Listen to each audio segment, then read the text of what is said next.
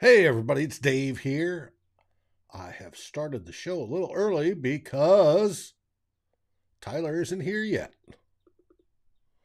Well, we're going to solve that. He's just coming in now. Of course, he's on a new camera, which means he hasn't been set up on this. Again, got to switch it.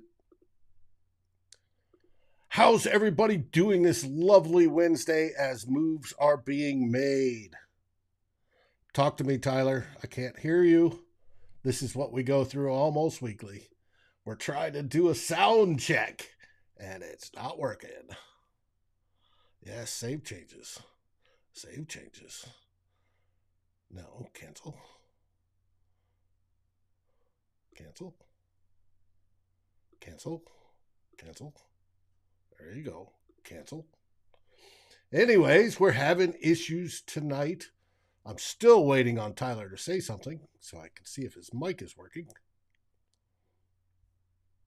I'm trying to place the remark in the right spot and get it to save there. Boom, boom. Okay. As Tyler works on it, let's talk about today. Today in Vikings land, they extended CJ Ham another couple years. Still can't hear you. Hey there, Chuck. They also signed a punt returner to compete with Jalen Reagor and a mid-round backup depth piece at linebacker. So, what are your opinions on those individuals and those moves? My biggest question of the day is, what are the Vikings building up for? Do they have something big they're planning? Is something in their back pocket they're not letting people know? We'll find out. Tyler, can you speak? We still can't hear you, Tyler. Have no idea. How about why. now? Yes, now we can. Perfect. All right. You about ready? Yeah, let's hit the roll and let's get her going. Well, here's the intro screen. And, of course, you're not on it. What a way to start. See what going on vacation does? Oh, my gosh. And let me tell you, never do a red eye if you struggle sleeping sitting up. I've had a really rough day. I actually literally just woke up from a nap preparing for the show because I am just kerplunko. I am exhausted, but I would not disappoint everybody. I'm here. We're going to talk some football. We're going to talk some Vikings. We're going to talk about the two guys that just brought in really briefly, both of whom were Los Angeles Rams and honestly are nothing more than depth signings. We're going to talk about the potential of Hendon Hooker as a Minnesota Viking at pick number 23. And I'm going to tell you why it's absolutely ludicrous to pick him at that spot. And we're also going to talk about my latest mock draft, which released this morning on VikingsWire.com. And then we're going to do our own mock draft. Kick back. We're going to have a lot more coming here on the Real Forno Show. Welcome to the Real Forno Show. Managing editor of the USA Today's Vikings Wire. Betting and college football analysis for the Fantasy Points website. Publisher of Substack Run and Shooter. Host of The Good, The Bad, and The Hungry on the Voices of Wrestling Podcast Network, as well as a founding member of Vikings First and SKOL.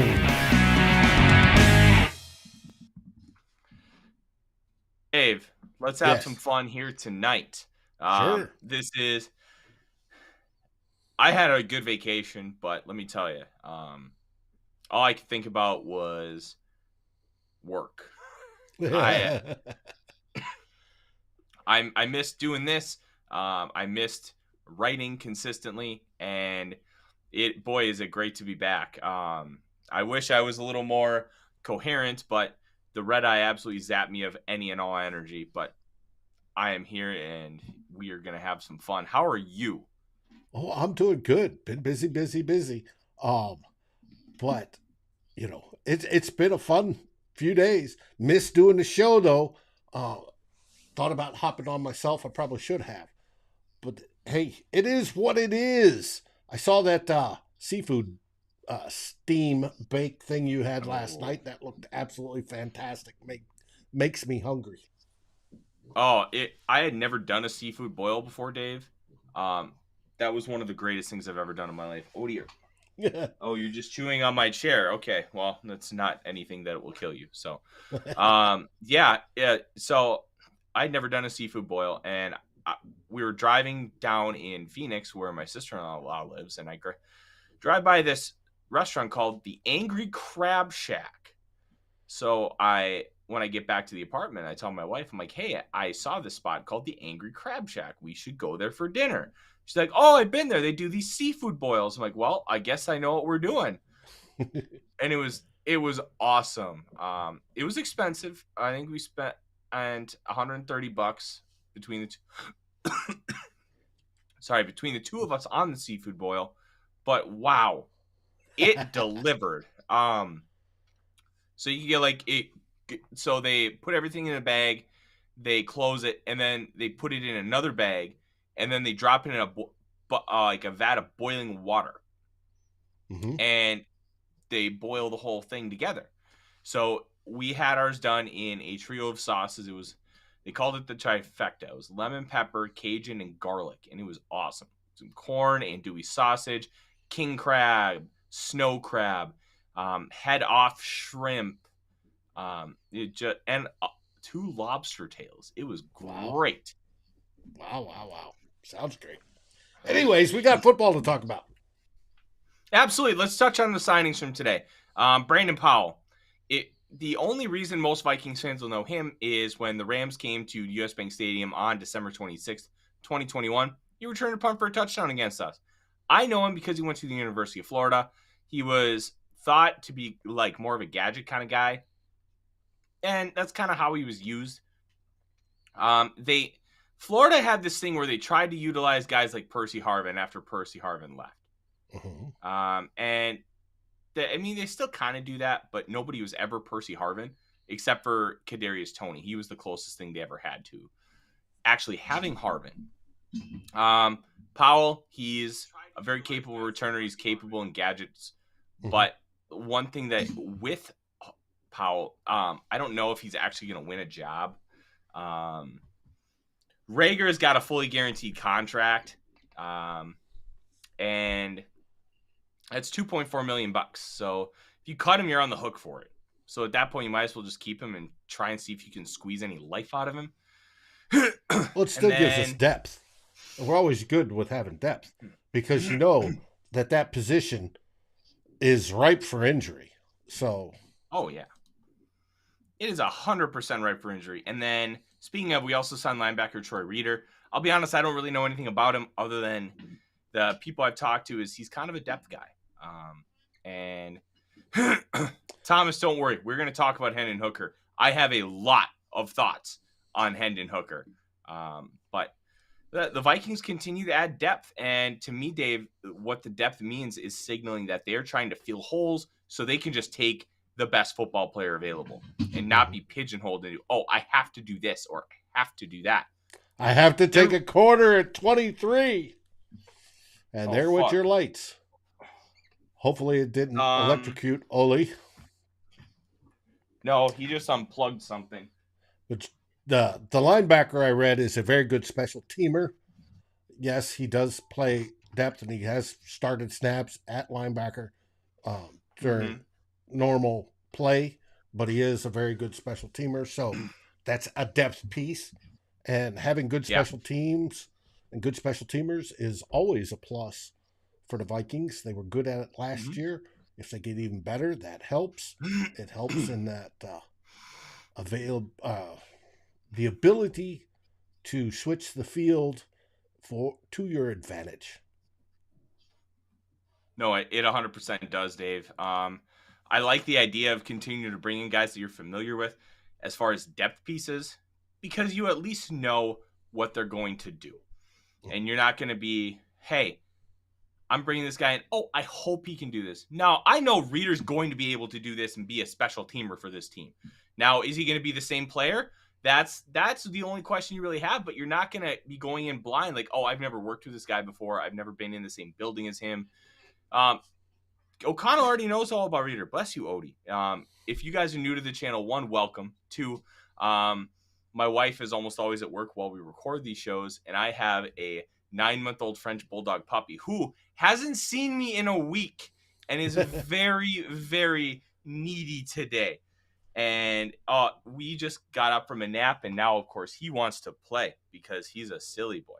So if you are new, thank you very much for joining. If you are returning, I see a few returners in the chat. Thank you very much for continuing with us over here on Vikings First and SKOL. Please be sure to like, subscribe, and comment. After the shows, I always jump into the comments and make sure I interact with you guys, and I know Dave does the same.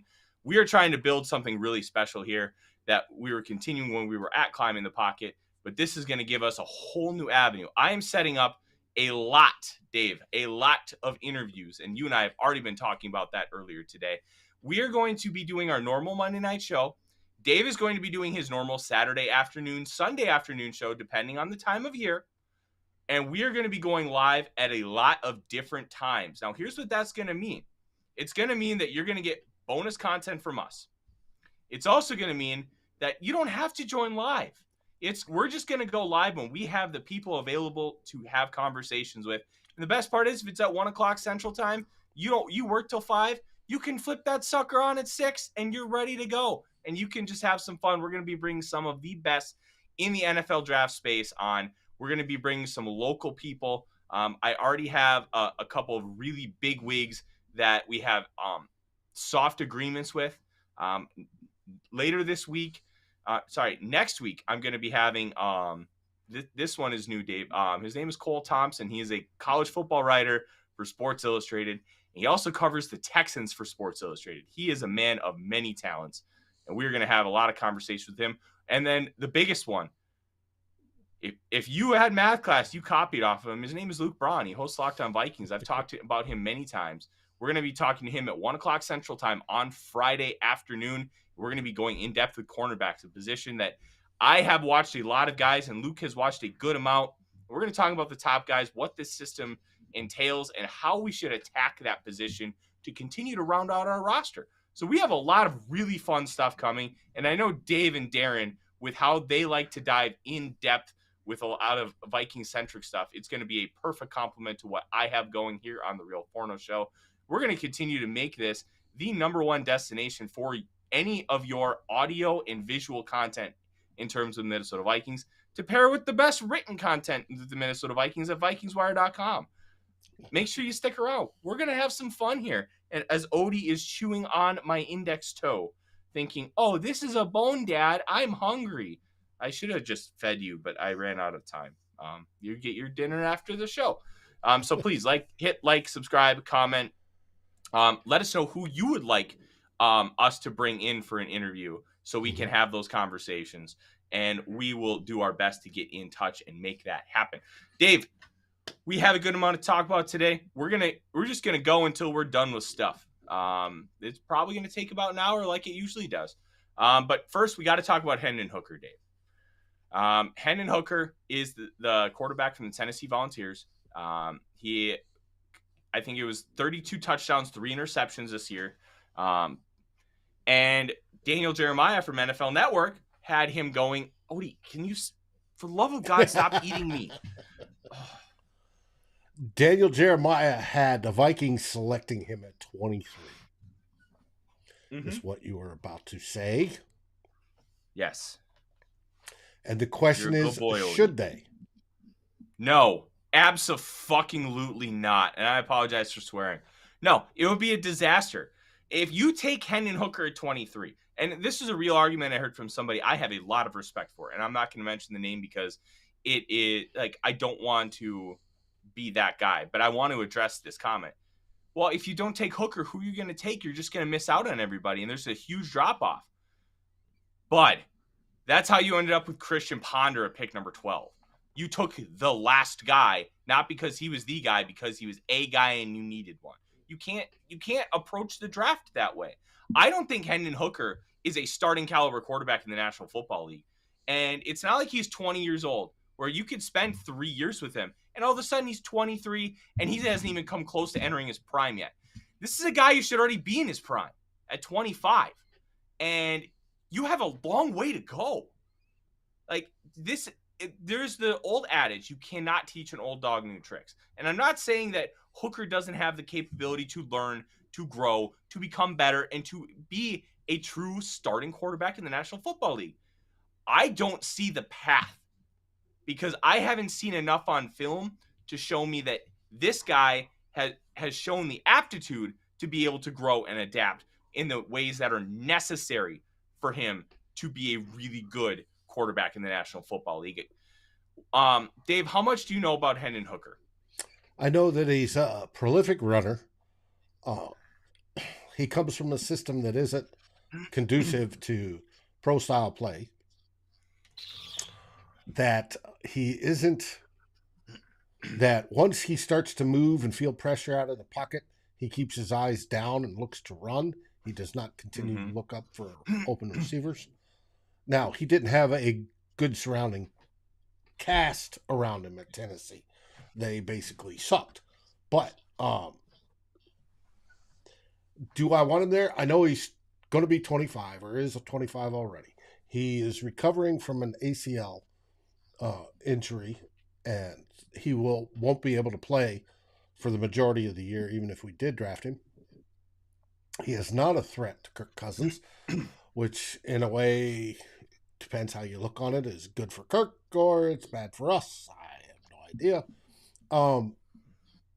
But as old as he is, because he's one of those COVID guys, this last couple sets of years, and probably in the next year, when COVID hit, we're getting these guys that stayed in college longer. And you're hoping that once they're in college, their skills improve longer.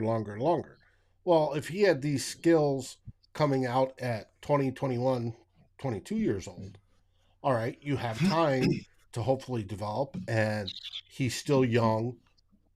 A lot of guys are still growing. You know, some guys stop in their late teens. Other guys still grow till their early 20s sometimes. But he's already past that. So that's not happening. If we got him in the 7th, yeah, it'd be a great draft pick. I don't know if, I think taking him in the 1st round would be a massive reach. And I don't know that it would pay off. It would be one of those super duper long shots for a guy that, to me, may develop into a decent backup at best. But so that's me. Let's address this, Dave. Richard B has an interesting question. Guys, don't forget, if you have questions throughout the show, throw them in the comments. We will look at them and we will try to answer them as we continue talking. I agree that Richard wouldn't burn a 1st on Hooker, but the age thing, what's the big deal? If he's the guy, he's good for 9 to 10 years. In theory, you're right. But I want to counter with this, Richard, because at a certain point, you're kind of done developing, and you're at your ceiling. And that's usually right before you hit your prime. The kinds of things that Hendon Hooker should already have down, he should be able to utilize progressions. He should be able to have his mechanics down, and his mechanics are so wonky. So he does this thing where it's like a jump set. So he jumps, flips his hips, and crashes his feet down. And when he does that, then all he's doing is staring down a target. And then he throws it, and he barely moves his feet. His body's kind of wonky, and he's not accurate. The ball gets there, and it ends up being caught more often than not. But if you are drafting a guy that you need to develop progressions with, he's got to be able to execute the quick game. He's got to be able to execute slants, screens, all that stuff with a very high level of consistency. You're 25 years old. You've been playing the position forever. I need to be able to see that. I have not seen that, and that scares me. You're asking a guy to come in and learn so many nuances of the position at an age where that should already be down. So you're taking a guy that's not fully developed or even close to fully developed. That's where the age factor comes in. Now, if, let's say, CJ Stroud was 25, don't care. That guy can step in day one and lead your football team. And by the end of year 2, he's probably a Pro Bowl level starter. But it's about where you're starting.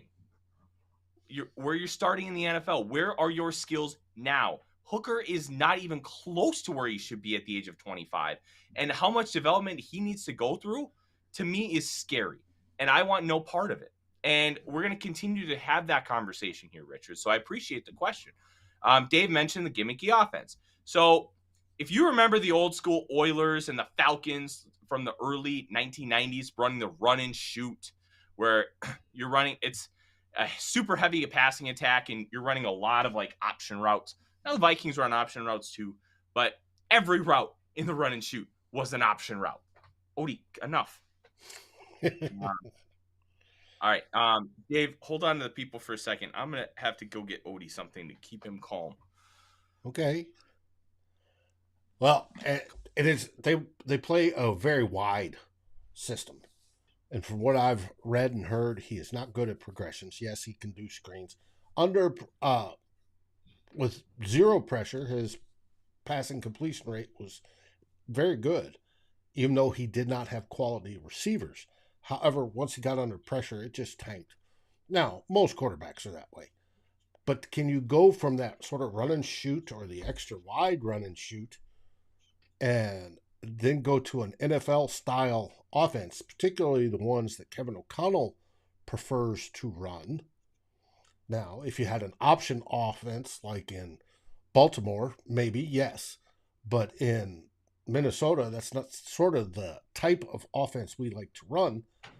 So would it be good? I don't know. Give him a Doogie Downer.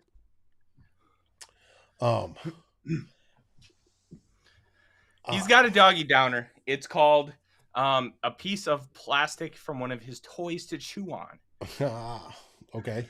All right. Now my question is, these guys stayed in longer in college because of COVID. They had the opportunity, but none of them, Hooker in particular, decided to come out early like other players do. They wanted to stay there and develop and hopefully have a chance to win. That in itself is a possible red flag. You know, some quarterbacks need it. I got that. You know, they need that chance to start. But it doesn't seem wise. And I don't know if it fits in the Vikings, what they're looking for, you know, the traits that they're looking for in a quarterback. So I'm not worried about it. It was, you know, Jeremy Fowler or whoever it was that wrote that. And I'm just, sorry. I don't think it's going to happen. I think we'd be disappointed in round 1 if we took Hooker. Yeah. Now, my question is, who buys a Hooker jersey for their favorite girls? Nobody. Yeah. So the PR issue aside, with his last name being Hooker, here's the interesting thing. So you did have a lot of guys stay because of COVID. John Michael Schmidt stayed for his 6th year. Hendon Hooker did not stay an extra year because of COVID. He was in college for 5 years. He just happened to enter college at the age of 20. So it wasn't quite as simple as that. Like, he's just old.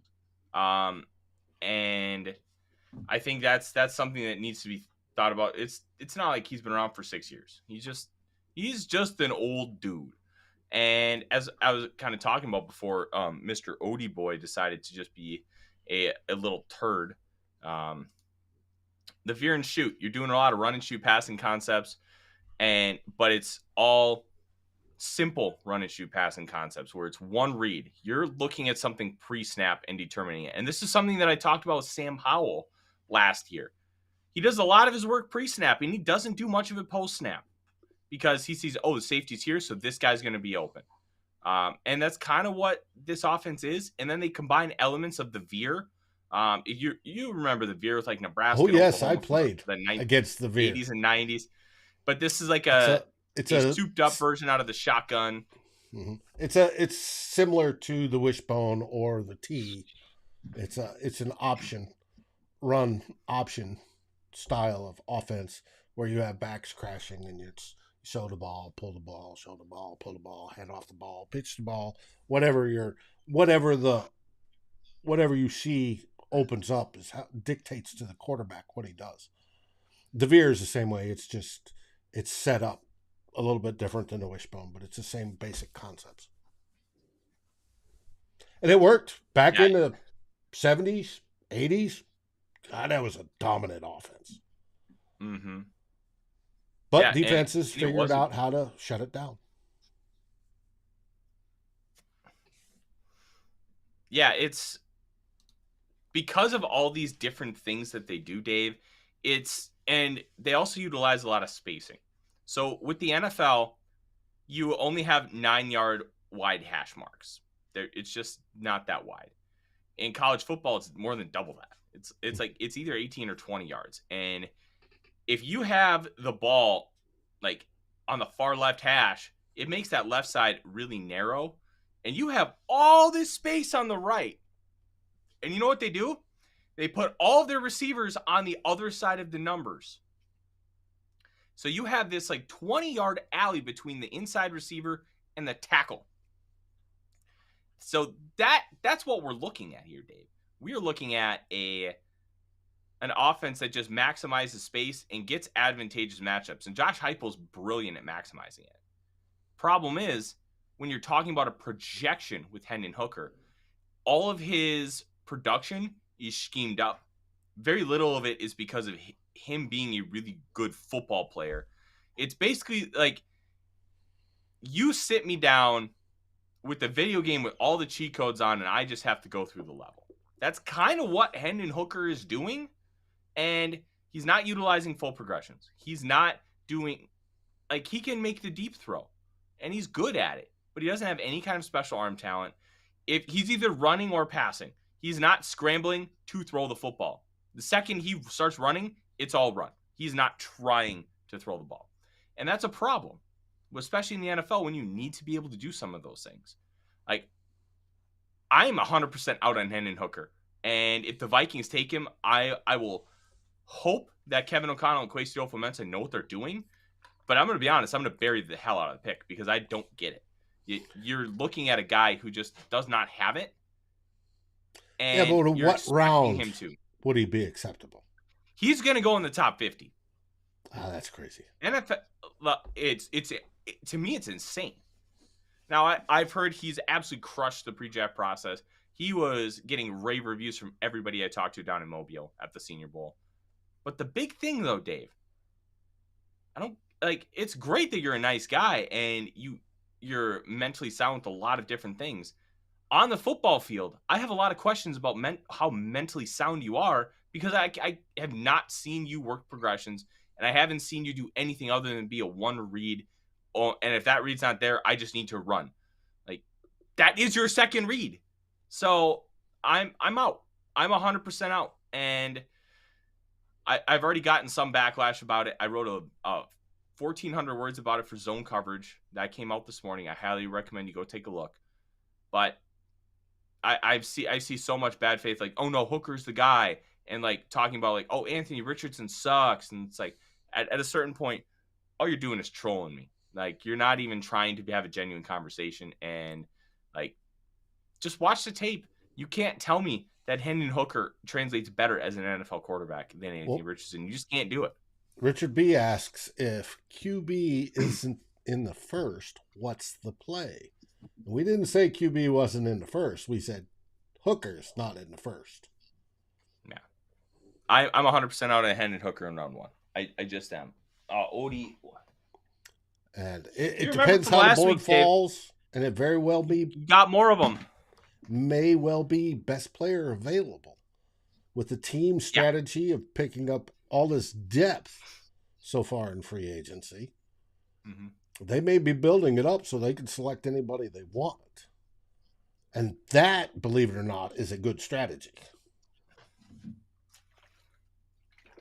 So, if the Vikings don't take, if the top 4 are gone by the time the Vikings pick, and listen, I think you need to put it in the back of your mind. If Will Levis falls into the teens, the Vikings are going to trade up and go get him. I think that's just something that you need to keep in the back of your mind. There's a connection there. Now, I think Will Levis is Kirk Cousins with a much bigger arm. They have so many of the similar issues in terms of how they deal with pressure and how they're so bad at handling it at times, and they just kind of collapse. But they're great in the quick game. But Will Levis has made a few throws that are like Josh Allen like. It's just insane what he can do. And if you believe that you have the quarterback, Richard, and I think by the tone of your comment, you may disagree. If you think you have the guy, you just pay it. You pay the price. You go get him. Because like Kansas City did with Mahomes. If you think he's the guy, you go get him and you worry about the cost later. Now, obviously, you don't want to give up literally everything, but if you go from 23 to 10, it's probably 87 in your first round pick next year, maybe a day 2 pick next year too as well. Or sorry, day 3. Okay. If he ends up being your quarterback for 15 years, who cares? That's cheap. I'll take it. It's a tough sell though. It really is, because you don't want to give up that much draft capital. But this is a long-term play. And unless Lamar Jackson's in the cards, which I don't believe it is, like, you got to find a quarterback. If they don't get one in round 1, and let's say they go receiver, which is what I had them doing my latest mock draft, then you see if you have a guy on day 2 that you identify that you really like and you believe can be the guy. The 2 guys that I would target are Clayton Tune, Jaron Hall, and maybe Jake Haener, but I think his ceiling or his upside potential is lower, but his floor is significantly higher. Then you take that chance. But it's not always as simple as, hey, you need a quarterback, you have to take one. You have to take a guy you believe in. That's number 1.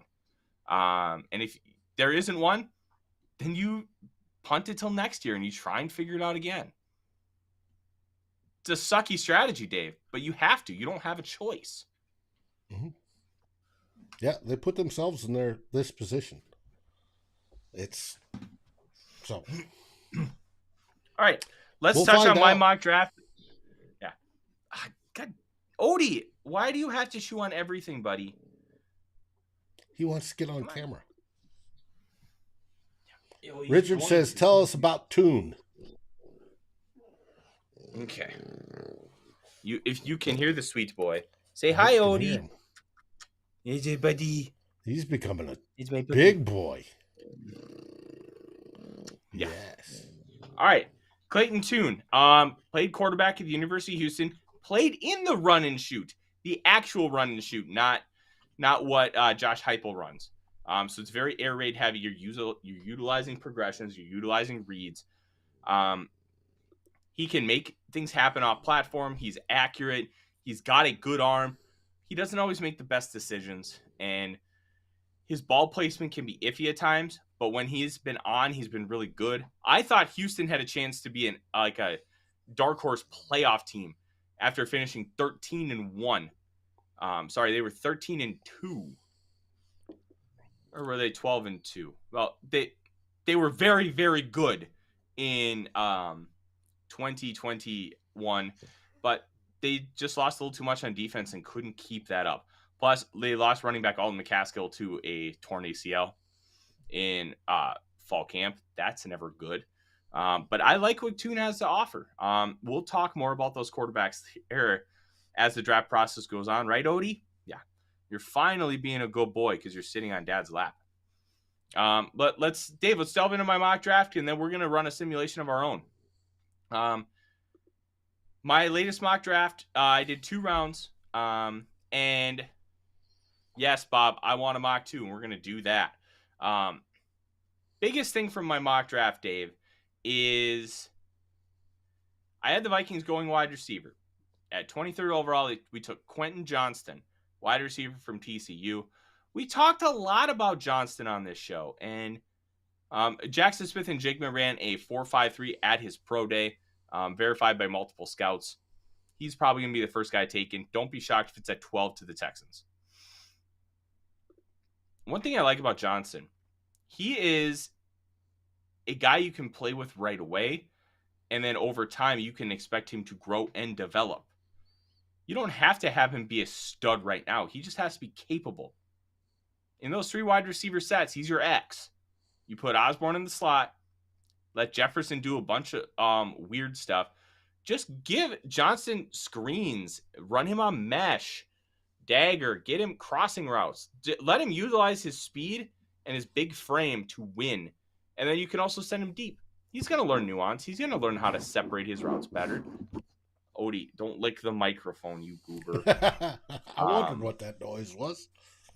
Yeah, it was just Odie boy. He missed me. I was apart from him for a full week, and I spent almost every waking minute with him. So it was a rough one. But when you look at all those things, Dave, there's a lot to like about Johnston, and that's why I ended up picking him for the Minnesota Vikings at 23. I think the single most singular important position is quarterback of the future. You have to figure out what that is, whether it's Kirk Cousins, whether it's a young guy. I think that's more important. Second is wide receiver too. Richard, he's not a tight end. That's what makes it really cool. He's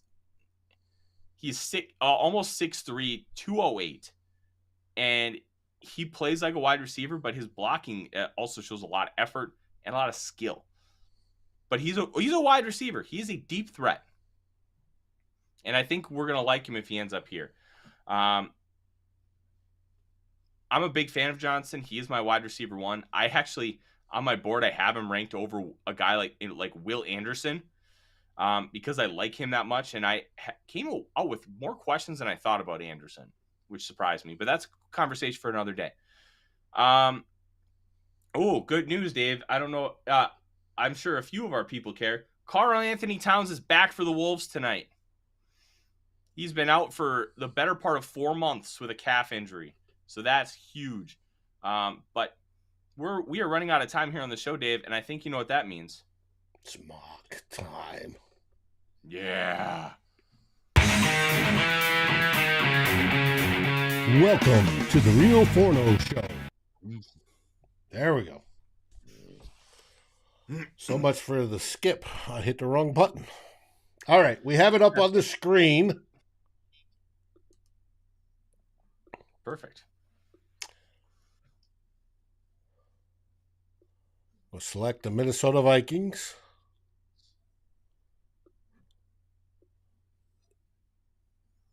Let's see. How many rounds? Let's do the full 5 because the Vikings have picks in the 5th round. Just a heads up, Dave. This is the old screen. We are no longer with climbing the pocket. I need to change that. Thank you for letting me know. Oh, that's what I'm here for. Right, Odie boy? Yeah. He's a big boy. I can do this. I can do this.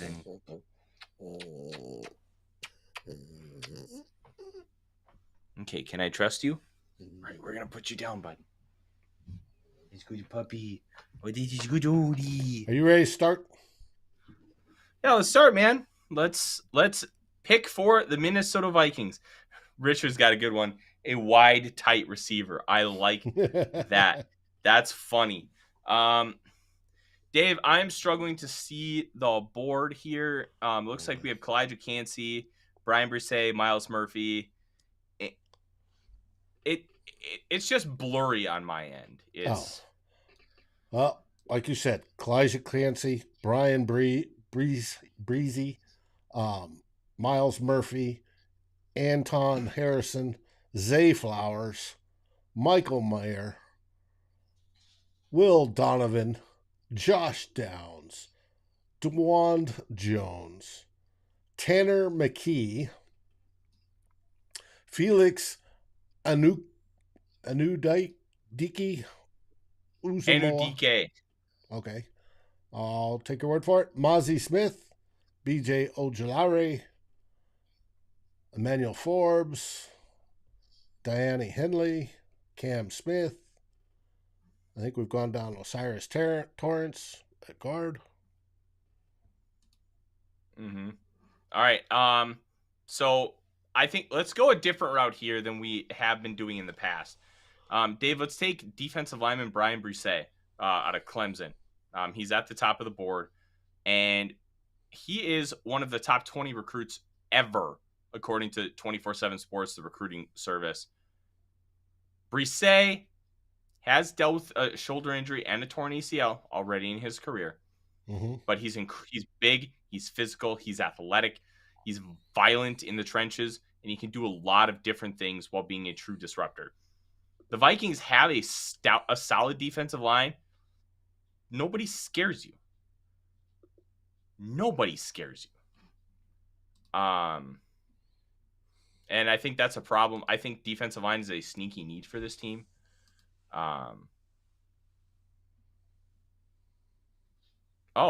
Here's something new. Vikings agreed to a 2-year extension with CJ Ham, Dave. Yes, I said it in the beginning. They did. Now, I missed that. Get out of this screen to see who's available?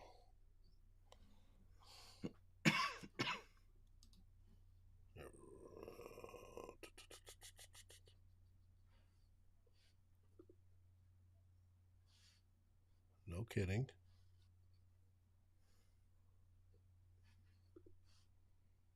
God, I love PFF.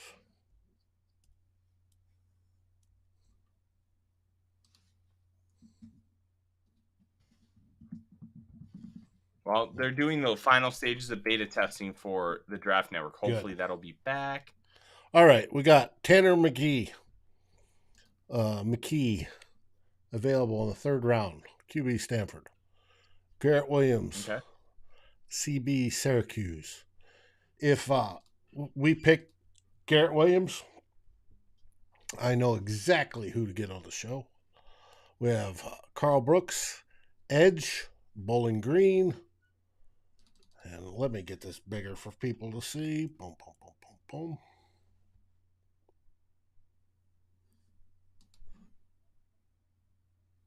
We have Nick Herbig, Edge, Wisconsin. Tre'Vius Hodges Tomlinson, cornerback TCU. Jamie Robinson, safety Florida. Michael Wilson, wide receiver Stanford. Dwayne McBride, halfback UAB. Dorian Williams, linebacker Tulane. Tank Bigsby, halfback Auburn. Moro Ojimo, defensive interior Texas. Isaiah McGuire, edge Missouri. KJ Henry, edge Clemson. Jalon Jones, cornerback Texas A&M Aggies. All right. I think I know where we're going to go here, and we're going to go a little bit of a different route. All the way back up at the top, Dave, you mentioned Garrett Williams from Syracuse. I really like Garrett Williams. He did tear his ACL in October this year, so how much you're going to get out of him year one is going to be a question, but as a 3rd-round pick, you hope he doesn't have to play in year one, and you can learn behind some of these guys, and I think that would be an ideal scenario for him. I love how physical he is at the catch point. He's got the athleticism to be able to keep up and stay in phase with receivers. You can play him off man or in zone, or you can play him in press. Like, you can do a lot with Garrett Williams, and I think he would be a nice fit with what the Minnesota Vikings are trying to build in their secondary, and he wouldn't have to be forced to play right away, and I think that's a massive draw. So Garrett Williams, he will be the pick. Looks good.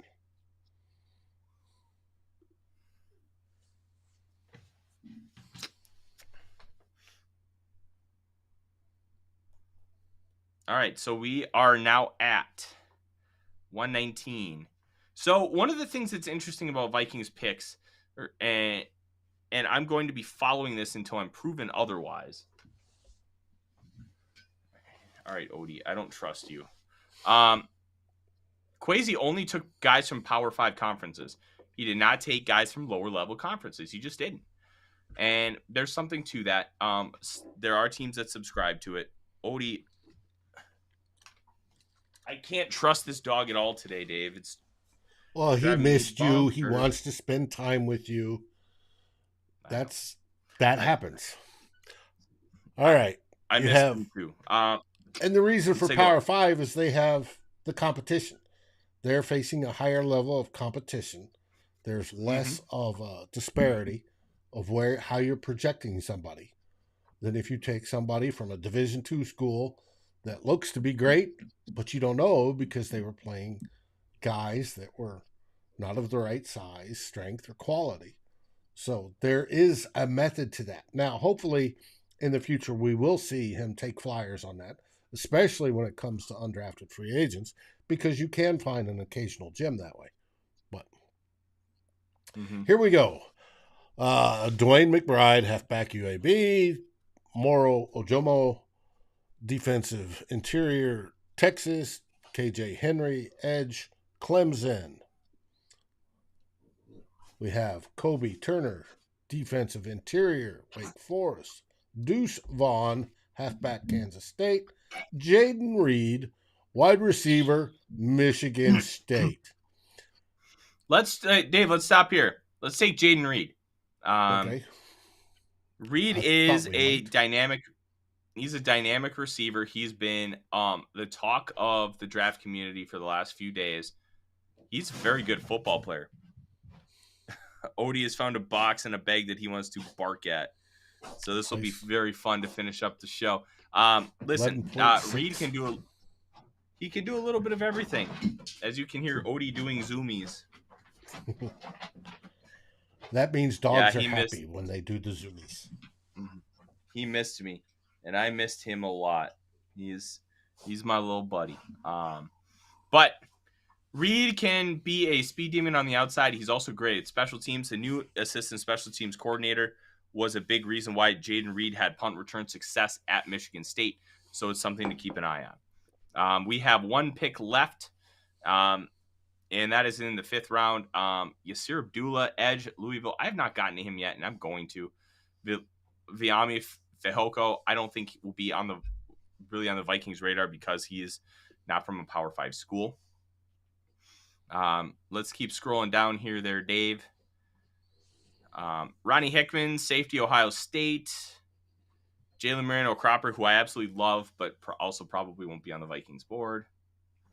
Yaya Diaby, let's stop there. We're going to take Yaya Diaby. He is a bigger edge. Think Everson Griffin, 5 technique. He is like 6'3", 270, but the guy ran incredibly well. Like, had a similar 10-yard split to cornerbacks and receivers, and his explosiveness and power really showed up on film, and I'm honestly surprised he's still available. I'm expecting him to go midday too because of the profile that he offers at that size. And the versatility. I think the versatility of being able to slide inside on pass rush downs, and then you can have Hunter and Zadarius Smith on the outside, or Marcus Davenport as well. I think that's going to be a really nice fit for the Minnesota Vikings.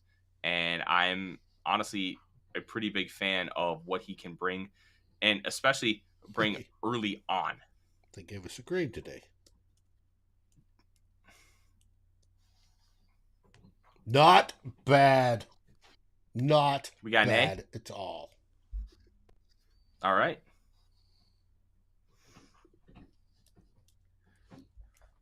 That's perfect. Are you happy with that?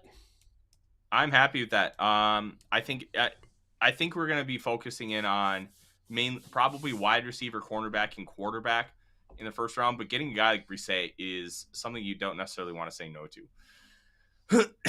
So the Vikings are really going to probably try and go best player available. And Brisset is a guy that's likely going to be close to falling out of the 1st round after many thought he was a top 10 guy early on in the process. But that happens sometimes. Yes. And it is what it is. But that is our show here today. Thank you very much for tuning in on a special night because I was down in Arizona. We will be back for our normal night on Monday. We'll also be available anytime breaking news happens. We'll probably end up talking about the CJ Ham contract extension once we know more details.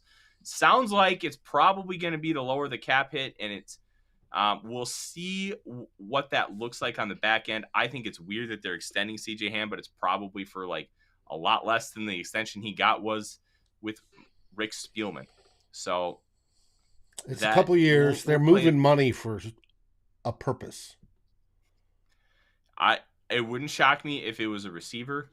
At this point, I think it would shock me if it was Lamar Jackson, but I'm still hoping we're going to manifest that one. Doogie said yesterday he's inquired, and there is no smoke there. Nobody's interested. Yeah. That was just basically Jeremy Fowler speaking off of the cuff that he thought it'd be a good fit, and it started the rumor mill going wild. But Doogie says there's nothing there to that rumor. Yeah. And it yes, would it be nice to have Lamar highlight reels every week? It'd be funner than shit. But boy, would that cost a lot of money when you got a lot of money going out for JJ, and you will for the tackles, because Darisaw will probably set the standard by the time he gets his. It's just, and that left tackle money was just blown up. It's gonna be rough.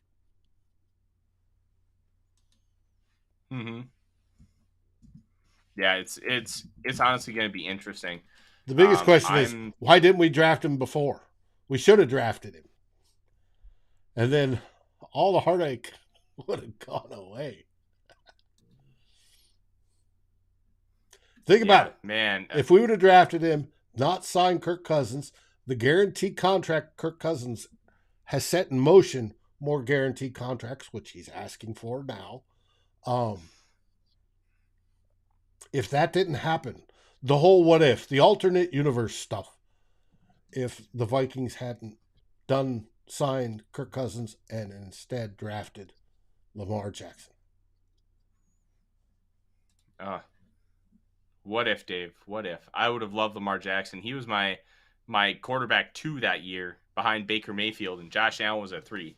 And even though Mayfield has kind of had a wonky career, I still feel pretty good about that 1, 2, 3. This is something that I wish the Vikings would have done, but they never would have. Richard, Odie looks like the dog from the X-Men Apocalypse. Yeah, that's pretty good. At the end of the day, like, it stinks that we don't have Lamar, but we're going to be okay. Mm-hmm. All right, the plan is, folks, long format shows, the Real Forno, and 2 old bloggers. Everything in between will generally be 5 to 15 minutes. You guys like that? We like that. You're going to have that. There will be an exceptions, like Friday at 1 o'clock when we interview Luke Braun. We have no idea how long that's going to last. We'll take it as long as it needs to. I don't know if Luke's going to bring his beans with him, but we will have some fun on Friday. And then, of course, those Saturday, shows, Dave, as I've been having conversations to bring those people on, I've been saying anywhere between 15 and 60 minutes to be both respectful of their time and also to continue a great conversation, because I don't want to put a limit on it unless we have to. Because a great conversation can go 15 minutes. It can go 3 hours. We're not going to go 3 hours, but you understand my point. we're going to have a great conversation.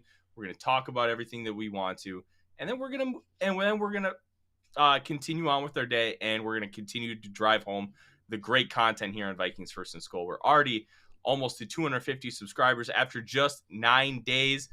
We cannot thank you enough for being so great and helping us out in continuing to grow this baby that we have right now.